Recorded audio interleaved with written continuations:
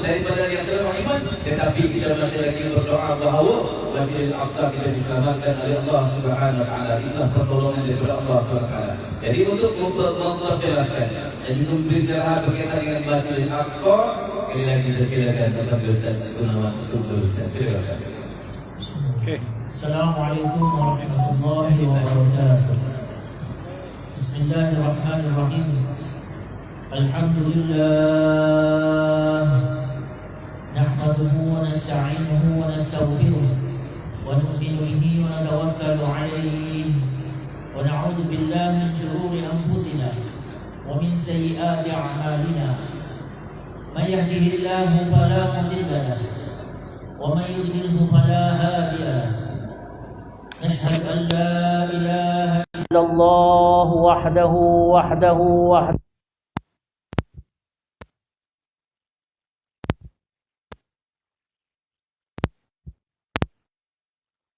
Muhammadin wa ala alihi wa sahbihi ajma'in. Amma ba'du. Terima kasih kepada rakan sepentas saya lah. Nak kata moderator pun nampak gaya dia pun kena jadi panel juga ni. Dah tinggal kami berdua je atas ni malam ni. Ustaz Zamri Al-Fadhil, Ustaz Zamri kita, Masya Allah, Barakallah. Dan saya kasihi yang dimuliakan para tetamu kehormat kita daripada semua lapisan, semua golongan yang ada pada hadapan kita. Kita kena bersyukur pada Allah Subhanahu wa taala kerana Allah Subhanahu wa taala telah izinkan untuk rancangan yang kita jadualkan ini dapat berlangsung. Alhamdulillah. Dan walaupun kita diiringi dengan hujan, Nabi sallallahu alaihi wasallam bagi tahu hujan itu adalah antara saat-saat di mana doa-doa amat dimakbulkan. Allahumma thayyiban nafi'a. Semoga Allah Subhanahu wa taala menjadikan hujan ini hujan yang membawa manfaat yang banyak, dan semoga menjadi membuka pintu-pintu doa kita untuk diistijabahkan oleh Allah Subhanahu wa taala. Hadirin, hadirat, tuan-tuan, puan-puan, saudara-saudari yang dimuliakan oleh Allah Subhanahu wa taala. Program kita ini berkaitan dengan ambang kemerdekaan. Kerana kita nak menyebut tentang apa? Tentang hari yang begitu membahagiakan kita. Sempena kita nak mengingati tarikh yang mana Allah Subhanahu wa taala telah kurniakan akhirnya satu nikmat nama dia kemerdekaan. Daripada kuliah maghrib tadi telah disentuh tentang nikmat kemerdekaan ini. Cuma mungkin ramai juga yang terfikir, dah kenapa pula tiba-tiba Ustaz Zamri sebut pasal Al-Aqsa? Kenapa di dalam pantomen daripada seni silat tadi juga menyebut tentang perjuangan tentang Al-Aqsa? Kita ni nak cerita pasal kemerdekaan. Beginilah. Kita bersyukur pada Allah kerana Allah Subhanahu wa taala telah berikan nikmat kemerdekaan kepada kita. Ini memang satu nikmat yang besar. Watan ini Allah Ta'ala berikan kepada kita kemerdekaan. Kita warisi watan kita ini, baik tanahnya, baik airnya, baik udaranya. Setelah sekian ratus tahun di bawah penjajahan dan cengkaman, di bawah penguasaan bangsa asing, penguasaan agama asing, tapi Allah Subhanahu Wa Taala kembalikan watan ini kepada tuannya. Allah Subhanahu Wa Taala kembalikan watan ini kepada kemegahan kita yang sebenar, iaitu agama Islam. Apabila kita semua tahu 31 Ogos maka diisytiharkanlah tentang kemerdekaan kita di Stadium Merdeka. Watan ini sudah tentu merupakan satu tanggungjawab. Kita bukan sekadar mengadakan perayaan untuk kita mengingati, sekadar nak bernostalgia tentang perjuangan membebaskan watan kita ini. Bukan sekadar untuk bercerita Sekarang ni cerita Mak Kilau kan. Ramai orang pakat pergi, pakat tengok, bersemangat dah semua ni. Disambung pula dengan katanya dengan cerita Air Force tentang pengorbanan pasukan-pasukan tentera kita. Yang mana ini semua menggambarkan nilai patriotik yang ada pada diri kita. Dan yang sememang dan sepatutnya mesti ada.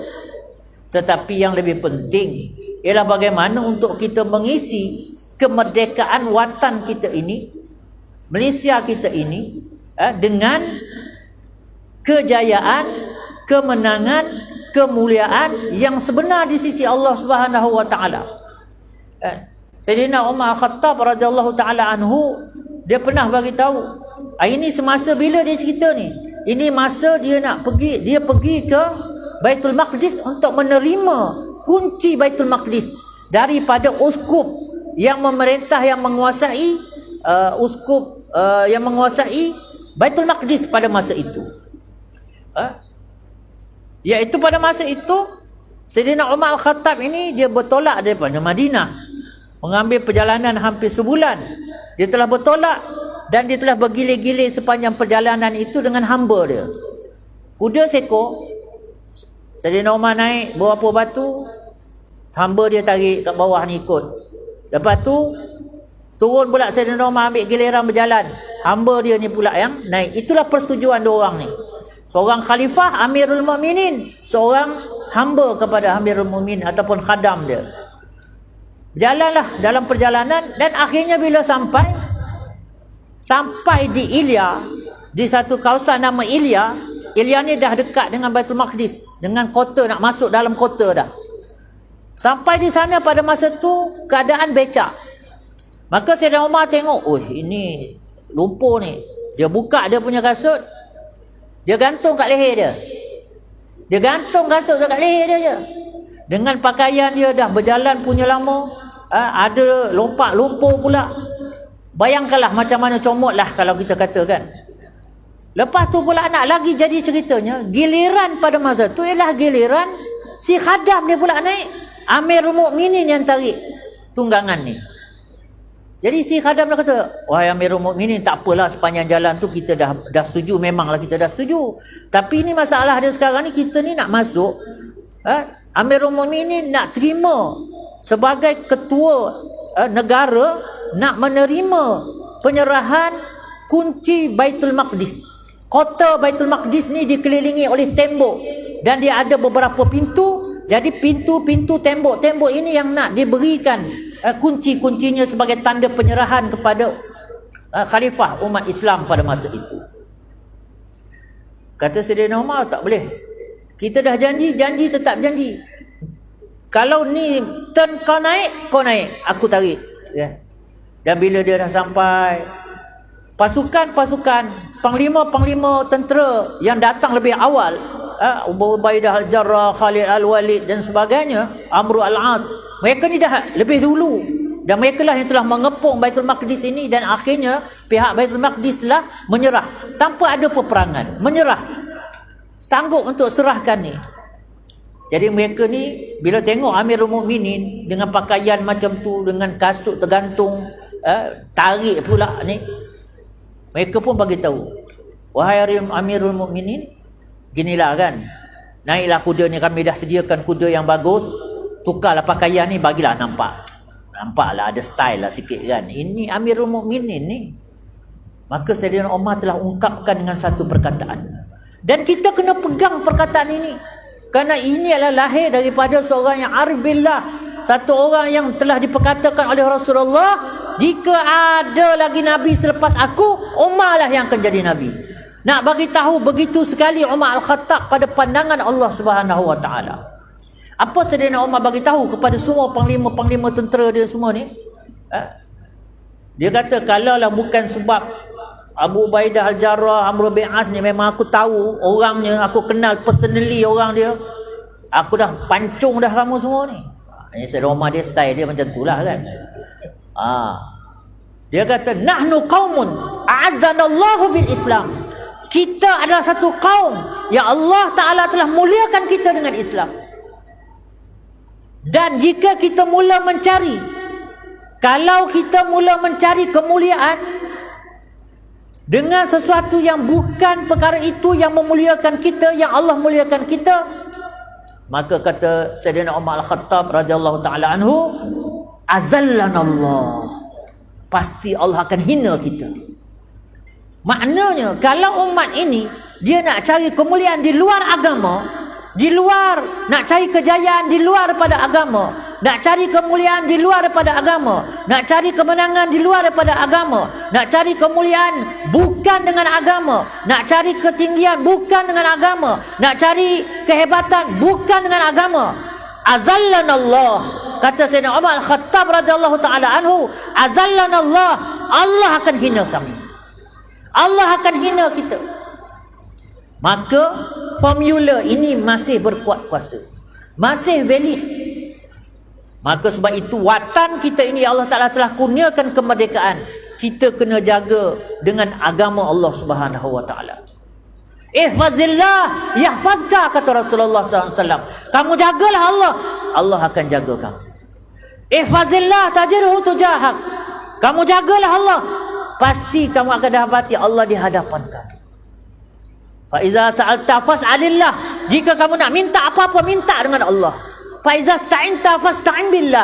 Bila kamu nak minta tolong dengan Allah. Inilah perkara yang kita kena pegang sungguh-sungguh dalam kita nak mengisi kemerdekaan, dalam kita nak mengisi nikmat kebebasan, nikmat kita ini diberikan keupayaan mentadbir, memakmurkan, mensejahterakan negara kita ini, watan kita ini. Ingat, watan kita ini bukan bermula dengan 31 Ogos 1957. Watan kita ini berkesinambungan daripada empayar besar Melaka.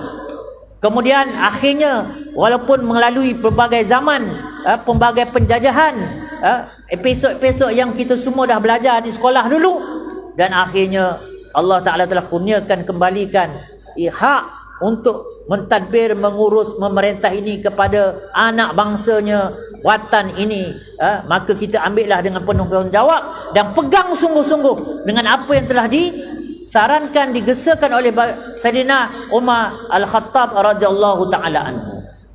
Bagaimanapun dalam kita mensyukuri nikmat kemerdekaan, dalam kita berusaha untuk mengisi kemerdekaan ini dengan kemakmuran, kita jangan lupa tanah suci kita yang ketiga, iaitu kota Baitul Maqdis, masjid termulia kita, dari salah satu daripada 3 masjid yang termulia, iaitu Masjidil Aqsa, masih belum merdeka, masih lagi dicengkam kezaliman Zionis Israel, masih lagi dicengkam oleh apartheid Yahudi yang sedang meratah, yang sedang membinasakan, sedang menzalimi umat Islam kita di sana, saudara-saudara kita di sana.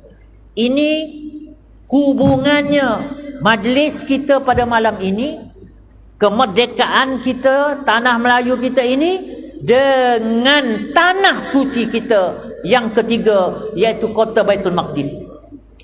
Bukan saja-saja kita istihar Baitul Maqdis tanah suci kita, bukan.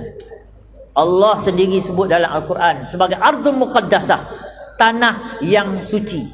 Rasulullah SAW sendiri menyebut dalam hadis sahih riwayat Ahmad kepada Ibnu Hawalah, Ardul Muqaddasah, tanah suci. Maknanya selain daripada Makkah Al-Mukarramah, Madinah Al-Munawwarah, tanah suci kita yang ketiga ialah kota Baitul Maqdis, ataupun yang kita sebut dengan ringkas Al-Quds. Kalau ikut istilah barat, bukan istilah kita, Jerusalem. Jerusalem. Tapi saya tak suka sangat nak guna perkataan Jerusalem ni, walaupun ramai orang kan faham itu. Sebenarnya Jerusalem itulah kota Baitul Maqdis, Al-Quds. Jadi kita kena faham, tanah suci kita masih terjajah, tanah suci kita masih dicengkam dengan kezaliman, masih dikuasai oleh musuh, masih dikuasai oleh orang yang menzalimi saudara-saudara kita. Bahkan sekarang mereka mula menceroboh secara besar-besaran masjid ketiga termulia selepas Masjidil Haram, selepas Masjidil Nabawi, ialah Masjidil Aqsa. Kita kena faham yang tu dulu malam ni. Kalaulah tuan-tuan, puan-puan yang datang malam ni, mungkin ada yang datang awal yang lewat sikit, yang hujung-hujung pun tak kisahlah. Tapi balik malam ini, balik dengan satu kepahaman. Oh, Baitul Maqdis tu tanah suci kita yang ketiga. Oh, Masjidil Aqsa tu adalah masjid, salah satu masjid suci kita yang tiga. Itu pun alhamdulillah, syukur alhamdulillah. Matlamat kepada kita mengadakan majlis ini pun sudah kira boleh dapat kata dicapai. Walaupun matlamat nak bagi motor tu belum lagi, tak apa, sabar yang tu kan, kena sabarlah kan. Yang tu belum lagi. Tetapi yang lebih penting, kita semua kena bawa balik bahawasanya kota Baitul Maqdis adalah tanah suci ketiga kita. Alhamdulillah, tanah suci Mekah tak ada masalah. Bawah orang kita, bawah umat Islam ditadbir dengan begitu sekali. Tanah suci Madinah Al-Munawwarah, alhamdulillah begitu juga.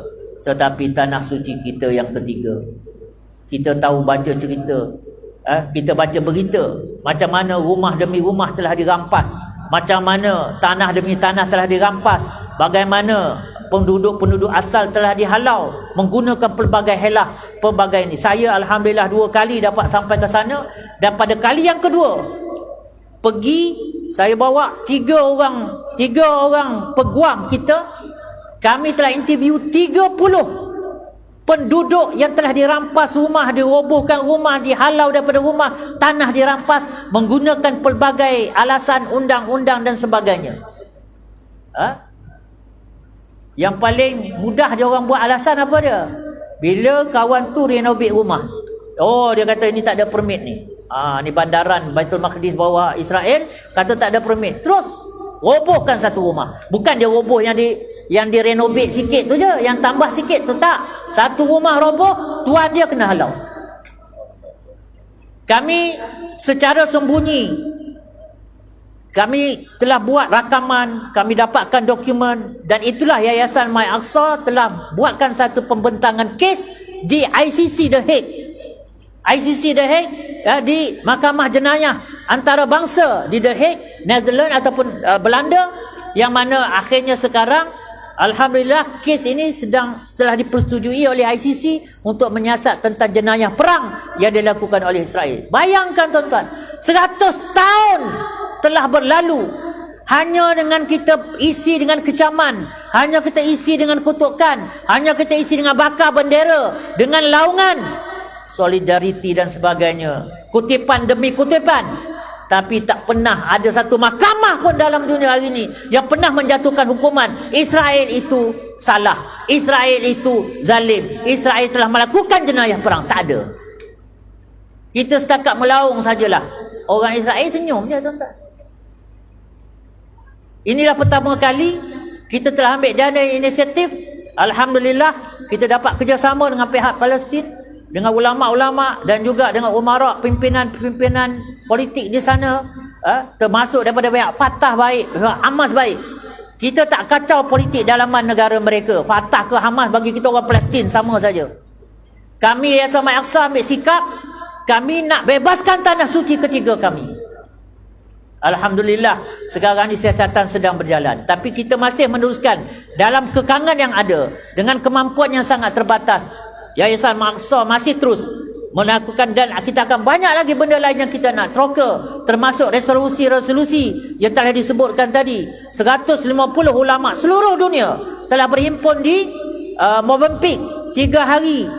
Mereka telah berbincang dan akhir mengeluarkan 24 resolusi. InsyaAllah satu demi satu kita akan laksanakan. Kita tak nak resolusi hanya menjadi slogan, menjadi retorik.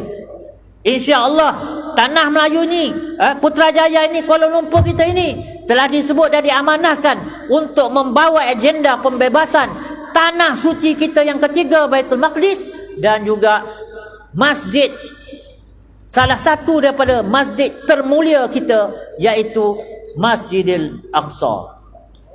InsyaAllah untuk kali ini kita sama hayati dan hadamkan ini dulu. Kita bagi laluan pada yang patut diberi laluan, dan kita akan sambung lagi insya-Allah. Tuan-tuan, itulah tadi kisah bagaimana kita yang ada di negara kita yang cukup aman, yang cukup tentera. Renovasi rumah pun tak dihalau tuan-tuan. Bukan saja tak dihalau, tak diroboh pun. Kita buat renovate sampai ke ujung pagar, bisa dengar pagar kanan hingga pagar kiri, belakang pagar depan. Tapi saya cakap ni, saya cakapnya takut ada apa. Cerita pasal renovation kita cakapnya sebab dapat kita menaik presiden. Saya sebutnya tuan. Ya. Tapi tak dihalau. Habis tinggi kena denda je betul. Badan Putrajaya tu. Habis tinggi kena denda. Tetapi di Baitul Maqdis diroboh dan dihalau. Bayangkan dihalau di tanah negara sendiri, di tanah air sendiri. Kita tidak dihalau tuan. Sebab itu negara kita selalu kita berdoa, baldatun thayyibatun wa rabbun ghafur. Negara yang baik yang mendapat keampunan daripada Allah SWT. Keluarga Malaysia teguh bersama. Kita rehat sebentar. Saya serah kepada Afad rehat untuk meneruskan rehat kita untuk bicara merdeka kita pada malam ini. Silakan Afad.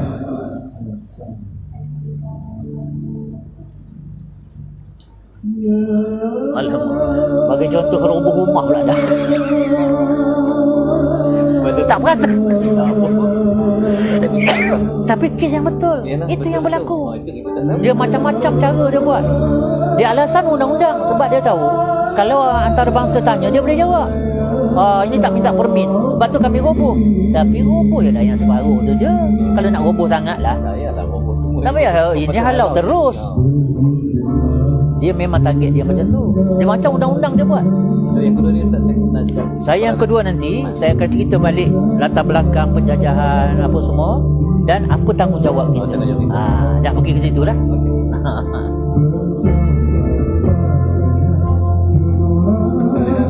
Ambil depan. Sisi Jombe. Apa? Asal orang Jombe. Kan takut masuk air. Oh tu bocor betul eh. Betul lagi. Saya tengok lagi sikit dulu. Boleh kau.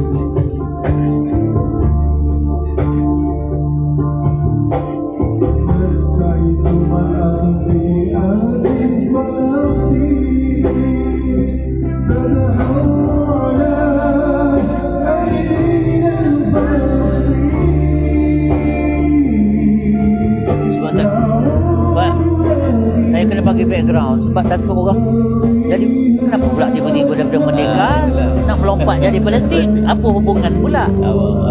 Dia hubungan dia lah antara tanah air dengan tanah suci. Kita kena popular kan supaya benda tu masuk dalam kepala. Tahu special kadang-kadang dengan itu dia Palestin bertembang tiap Itu dia. Jadi kita kena kubur. Dia rasa tanggungjawab, dia rasa kita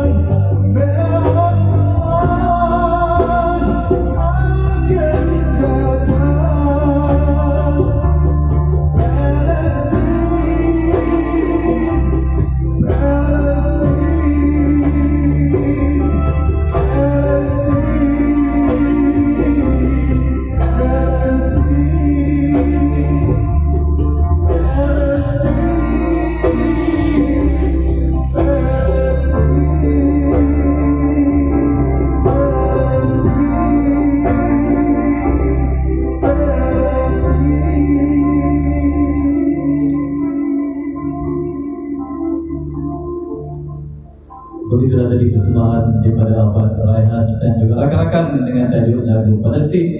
3 lagu malam ini adalah tapau terus daripada Ahmad Raihan dan jazakallah khair. Terima kasih banyak-banyak. Tuan-tuan, kita kembali kepada bicara merdeka. Tuan-tuan, kalau disebut Masjidil Aqsa, disebut Masjidil Haram, disebut Masjidil Nabawi. 3 masjid yang disebutkan oleh Fadil Ustaz Gunawan tadi. 3 masjid yang suci yang perlu kita pertahankan, bukan saja pertahankan, seboleh-bolehnya sebelum kita mati, kalau boleh. Wah, saya nampak ada orang ada tamu istimewa malam ini dah sampai tadi. Sebolehnya ketika-ketika ini kita ziarah 3 masjid ini. Sebab inilah masjid suci yang ditinggalkan oleh Nabi Muhammad SAW untuk kita pertahankan. Dan untuk terusnya bahagian yang kedua ni Ustaz. Jadi sekarang ni tadi Ustaz kita nak kaitkan bagaimana dikatakan wakil ataupun negara ini yang penuh dengan kita dah sambut merdeka ke-65. InsyaAllah 31 Ogos ni sekali yang ke-65 kita merdeka. Kita pertahankan kemerdekaan negara kita. Dengan hashtag kita keluarga, dengan tema kita keluarga Malaysia, tentu bersama kita nak menjadikan begitulah kita orang yang sealiran seakidah dengan kita di Palestin, di Baitul Maqdis, untuk kita sama-sama perjuangkan. Ustaz, seterusnya sesi yang kedua ini bagaimana kita nak tahu lebih lanjut berkaitan Masjid Al-Aqsa ini dan apa tanggungjawab kita yang berada di Malaysia ni nak pergi ke Palestin, nak hantar kadang-kadang orang kita dengan takbir Allahu Akbar, tapi nak pergi itu kadang-kadang undur beri Israel. Jadi apa tanggungjawab kita untuk sama-sama menyelamatkan Masjid Al-Aqsa? Bismillahirrahmanirrahim. Alhamdulillah.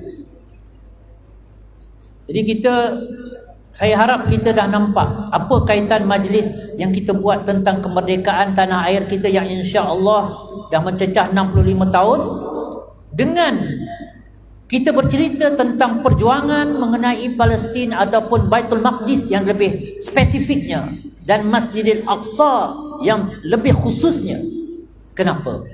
Jadi kita boleh faham supaya malam ini kita boleh balik, kita boleh bersurai dengan di dalam minda kita, bukan sekadar minda, bukan sekadar subconscious, bahkan dalam lubuk hati kita, bahawasanya kita membuat keputusan sebagaimana tanah air aku ini merdeka, maka tanah suci aku juga perlu dimerdekakan.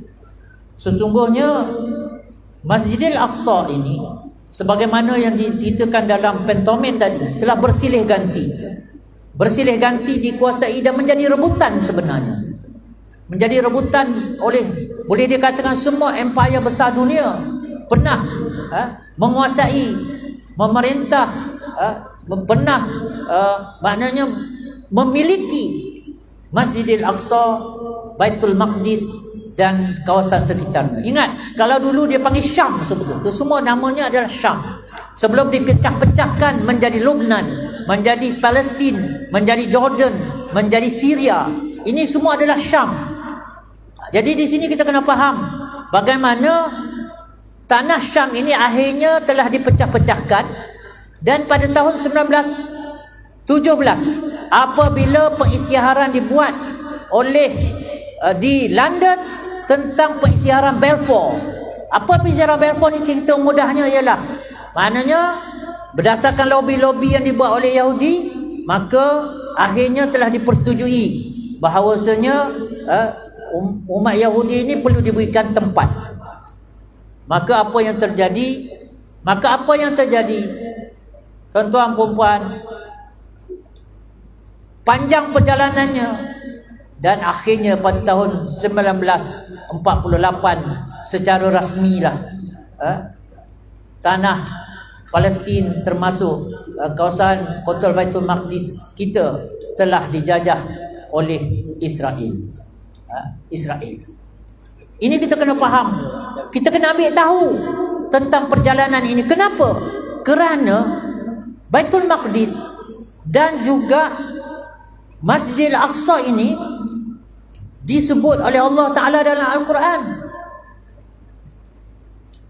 Ayat yang dibacakan tadi semasa persembahan Tarannum, semasa pentomen dan dalam ceramah dan sebagainya dibacakan. Subhanallazi asra bi'abdihi lailan minal masjidil haram ilal masjidil aqsa alladzi barakna hawlahu Maha suci Allah yang telah memperjalankan hamba-Nya daripada Masjidil Haram ke Masjidil Aqsa dan kawasan yang telah diberkati. Allazi barakna haulahu. Kawasan sekitarnya yang telah diberkati, itulah kota Baitul Maqdis. Kota yang berkat, kota yang suci, termasuk tanah suci kita juga. Itu pertama. Seterusnya yang kita kena faham sekarang, apa peranan yang kita boleh lakukan, apa yang mesti kita buat. Berapa banyak lagi bendera kita nak bakar, berapa banyak lagi kecaman dan kutukan kita nak laungkan di majlis PBB. Alhamdulillah, apa yang dah buat kita dah buat. Tetapi yang kita lebih konkret, kita perlu lebih konkret lagi tentang perkara ini. Dan kita semua kena ambil bahagian. Memang kita tak mampu, kemampuan kita ni tak sama, berbeza-beza. Saya pun tak expect tuan-tuan ni semua pergi buat macam kami, Yayasan Mat Aqsa pergi masuk dalam tanah Israel, pergi interview orang-orang kita yang dirampas, yang dianiaya, dizalimi, dan bawa kes ke peringkat antarabangsa. Memang saya tak expect semua orang akan buat macam tu. Tapi terus teranglah, peguam-peguam kami yang pergi tu, sebelum pergi semua dah tinggalkan wasiat pada keluarga dah. Kami masuk tu, yang kulit tak cerah pun jadi cerah lah. Pucat kan. Nak melintas immigration, nak melintas, lepas tu nak keluar tu pun Allah, tak tahu berapa banyak semaya hajat. Kamera kami ni, kami kena kosongkan, kami handphone semua, sebab kita takut nanti sangkut kat mana-mana kan. Kita tak expect sampai tahap tu semua boleh buat macam tu. Kita tak expect. Tetapi yang paling penting, kita kena yakin dan kita kena betul-betul faham, kita semua bertanggungjawab. Kita boleh menyumbangkan sesuatu kepada perjuangan membebaskan tanah suci ketiga kita dan Masjidil Aqsa kita. Jangan kita serahkan tanggungjawab ini hanya pada orang Palestin. Jangan kita serahkan ini pada orang Arab. Jangan serahkan ini kepada pemimpin-pemimpin negara. Jangan. Bahkan setiap kita yang beriman dengan Allah dan Rasul perlu mengambil tanggungjawab membebaskan Masjidil Aqsa kita ini. Biarlah kita ini sebagaimana kisah Nabi Ibrahim alaihissalam. Cuba tuan-tuan buka, kita semua tahu cerita Nabi Ibrahim.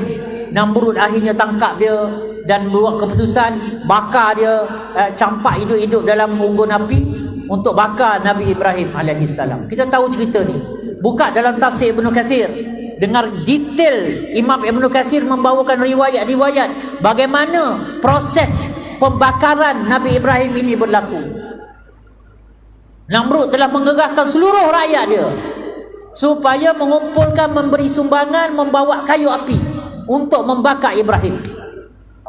Bayangkan dalam tafsir Ibnu Katsir dinyatakan sehingga wanita-wanita yang syarat mengandung pun mesti bawa juga kayu api, kena pergi cari juga nak bakar Ibrahim. Akhirnya dapat dibuatlah satu unggun api yang besar sehingga daripada jauh bahang tu dah tak tahan dah. Maka dibuat satu lastik dan dicampak Nabi Ibrahim alaihissalam ke dalam api itu. Maka apa yang kita tahu, apa yang kita semua dah tahu dah daripada kecil kita dengar cerita ni, akhirnya Nabi Ibrahim selamat. Tetapi dalam riwayat menyatakan, dalam kitab tafsir Ibnu Katsir menyatakan, semasa api bermarak membakar Ibrahim alaihissalam, seluruh binatang yang ada di sekitar kawasan itu, termasuk burung-burung yang kecil, burung pipit lah kalau kita kata tanah Melayu ni, burung-burung pipit ini pun membawa air cuba nak padamkan api yang membakar Nabi Allah Ibrahim. Padahal burung pipit tu besar manalah. Bawa pula, bukan dia boleh bawa baldi, bawa air tu dengan paruh dia je. Kalau burung pun dah kecil, paruh tu agak-agak besar mana? Kalau paruh tu kecil, air agak-agaknya berapa titik yang dia ada bawa dalam mulut dia tu. Tetapi itulah semangat yang ditunjukkan oleh seluruh binatang termasuk sang pipit ini. Sanggup dia bawa terbang. Dalam riwayat tu kata semua binatang berusaha nak padamkan api, bawa air, kecuali cicak sahaja yang meniup api itu supaya lagi marak. Sebab tu sunat bunuh cicak. Cicak men saya tak tahulah kan. Cicak tu saya tahulah. Jangan bunuh cicak men kan kes jenayah pula. Cicak tu confirm sunat bunuh cicak ni. Kan? Jadi kita ni mengambil pelajaran iktibar daripada kisah Nabi Ibrahim, Nabi Allah Ibrahim AS ini. Kita tak mampu itu, tak mampu ini. Tetapi kita jangan sama sekali tak buat apa-apa untuk menyumbang, membebaskan tanah suci kita yang ketiga dan masjid termulia kita yang ketiga, Masjidil Aqsa, daripada cengkaman, kezaliman, penjajahan, penguasaan Zionis Israel yang sedang bermaharaja lela sekarang. Jadilah walaupun seperti pipit. Ada orang tanya saya, Ustaz, bukan ke Masjidil Aqsa ni nanti Imam Mahdi ke yang akan membebaskan? Betul. Dan bila Allah Ta'ala nak zahirkan pun kita pun tak tahu, dan kita pun tak nak pening-pening ambil tahu. Tapi yang kita kena ambil tahu ialah bagaimana kita nanam saham dari sekarang untuk bersama-sama dengan akhirnya insan, akhirnya dengan tentera, akhirnya dengan jemaah yang akan membebaskan Baitul Maqdis dan Masjidil Aqsa. Kita pun kena turut, ada saham kita sama. Sebagaimana Abu Ayyub Al-Ansari apabila dia dengar Rasulullah SAW kata bahawasanya kota Konstantinopel akan dibuka, akan dikuasai, dimenangi oleh orang Islam, maka dia telah berusaha untuk pergi dalam jemaah-jemaah yang dihantar ke kota Konstantinopel. Walaupun akhirnya dia syahid, dia mati, tak sempat sampai pun ke Konstantinopel. Cuma dia wasiatkan, kalau aku mati pun jenazah aku ni bawa usung sampai ke sana. Tuan, puan-puan, saudara-saudari yang mulia Subhanahu Wa Taala, semangat ini juga kita kena ada. Mungkin kita tak jumpa dengan zaman Baitul Maqdis ini akan terbebas, Imam Mahdi menjadi khalifah, kita mungkin tak jumpa. Tetapi ia bukan bermakna kita patut lepaskan peluang kita untuk sama-sama meletakkan saham kita dalam perjuangan, dalam janji-janji yang telah diberikan oleh Rasulullah sallallahu alaihi wasallam. Dan untuk itu, pertama, jangan lekang Baitul Maqdis. Kita doa daripada lubuk hati kita, Masjidil Aqsa dari lubuk hati kita, itu yang pertama. Dan ini tak ada alasan untuk kita kata kita tak mampu. Yang kedua, kenalilah Baitul Maqdis, kenalilah Masjidil Aqsa dengan betul. Ini dah bergaduh lagi.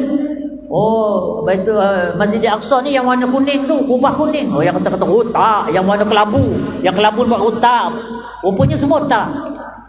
Sebabnya Masjidil Aqsa ialah yang semua yang berada dalam 4 tembok. 4 tembok 4 segi yang ada tu seluas 144,000 meter persegi. Itulah semua Masjidil Aqsa. Jadi kita kena ambil tahu. Yang kedua. Yang ketiga, usahakan untuk hadir ke Masjidil Aqsa. Nabi SAW kata apa? La tashaddur rihal. Jangan kamu ni bersusah payah untuk melakukan perjalanan kecuali kepada 3 masjid yang utama. Masjidil Haram, masjid aku ini, kata Rasulullah, yang di Masjid Nabawi, dan Masjidil Aqsa. Usahakanlah tuan-tuan. Ini dah pergi umrah dah 10 kali dah tuan-tuan. Masjidil Aqsa tak pernah sampai. Hari ni kita dengar sedih, orang Yahudi masuk mengepuh dalam Masjidil Aqsa. Kita marah, kita bakar bendera, tapi yang kita bergeliknya pergi bakar bendera Amerika tu apa pasal? Kan? Marah kat Israel, marah kat depan kedutaan Amerika. Senyum je lah Israel, hantar kau lah, kau nak buat apa kan? Tapi apa akan jadi kalau kita rombongan demi rombongan, jemaah demi jemaah kita hantar memakmurkan Masjidil Aqsa sebagaimana Masjidil Haram dan Masjid Nabawi dimakmurkan? Agak-agak berani tak dia orang ni nak merempuh masuk dalam Masjidil Aqsa? Confirm tak berani. Masalah kita biarkan Masjidil Aqsa ni kosong. Macam dalam kuliah masjid kata tadilah, budak-budak ni bila dia tengok masjid ni lapang, dia tak ada orang, dia berlari. Macam mana tak nak bagi budak ni berlari? Lagi dilarang, lagi dia laju, lagi dia. Cara dia, kita makmurkan masjid bagi penuh, budak-budak tak berlari dah. Sebab dah tak ada ruang dia nak berlari. Macam tu juga Masjidil Aqsa kenapa diceroboh, kenapa dimasuki, dirempuh dan dinodai kesucian dengan doa-doa sembahyang-sembahyang agama Yahudi. Kenapa? Kerana kita biarkan Masjidil Aqsa kosong. Maka kitalah yang bertanggungjawab. Kita hantarlah macam mana kita pergi umrah, kita makmurkan Masjidil Haram, ratus-ratus ribu juta-juta orang. Kita makmurkan Masjidil Nabawi, ratus-ratus ribu juta-juta orang. Maka macam tu juga kita penuhi Masjidil Aqsa. Masjidil Aqsa tu boleh menampung sampai 500,000 jemaah.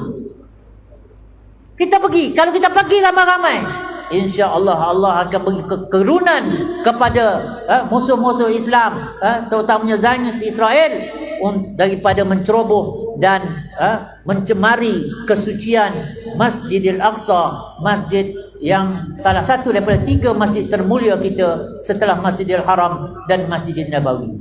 Tuan-tuan, buatlah target, buatlah bajet, usahakan kita dengan diri kita dan harta kita berjuang untuk mempertahankan sama Masjidil Aqsa. Sumbangan kita, saham kita, sementara nak tunggu sampai janji Nabi sallallahu alaihi wasallam yang mana pasti Masjidil Aqsa, Baitul Maqdis akan dibebaskan daripada Zionis Israel. Jadi inilah yang perlu kita sama-sama dukung, yang kita kena bawa dalam lubuk hati kita. Semoga dengan 3 langkah ini, kalau kita dapat persetujukan dan kita usahakan, insya-Allah kita pun ada saham kita sama dalam perjuangan membebaskan Masjidil Aqsa dan juga Baitul Kota Suci, Baitul Maqdis. Semoga Allah SWT bagi taufik untuk kita faham perkara ini, kita dapat sama-sama hayati dan kita dapat praktikan, dan seterusnya kita sebarkan, cakap-cakapkan, sembang-sembangkan, sampaikan, share-sharekan, viralkan apa yang kita dapat pada malam ini kepada seluruh network kita, kenalan kita, saudara mara, adik-beradik kita, insya-Allah. Semoga Allah Ta'ala terima kita semua. Saya sudahilah bicara kita ini dengan lafaz yang mulia, wabillahi taufiq wal hidayah, wassalamualaikum warahmatullahi wabarakatuh, dan diserahkan balik kepada Al-Fadhil Ustaz Zamri. Tuan-tuan, itulah tadi bagaimana nak menghidupkan program kita pada malam ini, kecintaan kepada tanah air kita, kesucian tanah air kita, mempertahankan tanah air kita. Begitu juga kita mempertahankan kesucian Masjidil Aqsa, Baitul Maqdis, yang merupakan salah satu daripada 3 masjid disebut oleh Pak Ustaz. Jazakallah khairan jazak Ustaz. Terima kasih kepada penerangan dan terima kasih kepada berikan kami berfikir bagaimana tanggungjawab kita sebagai umat Islam seakidah sejalan dengan sahabat kita, sahabat kita di Baitul Maqdis, untuk sama-sama kita berjuangkan mempertahankan Masjidil Aqsa dan juga Baitul Maqdis daripada Zionis Allah. Tuan-tuan, mungkin cara kita berbeza, mungkin cara tuan-tuan berbeza, cara Ustaz Gunawan sampai pergi ke Masjidil Aqsa, tetapi apakah cara untuk kita nak bersama-sama mempertahankan Masjidil Aqsa? InsyaAllah kita sama-sama tepuk dada, tanya iman kita. Mudah-mudahan kita bersama-sama dengan mereka untuk mempertahankan Masjidil Aqsa. Terima kasih banyak Ustaz. Jazakallah khair. Dan terima kasih tuan-tuan. Kita akan terus ke segmen yang seterusnya. Terima kasih. Segmen ni saya kena turun walaupun hujan.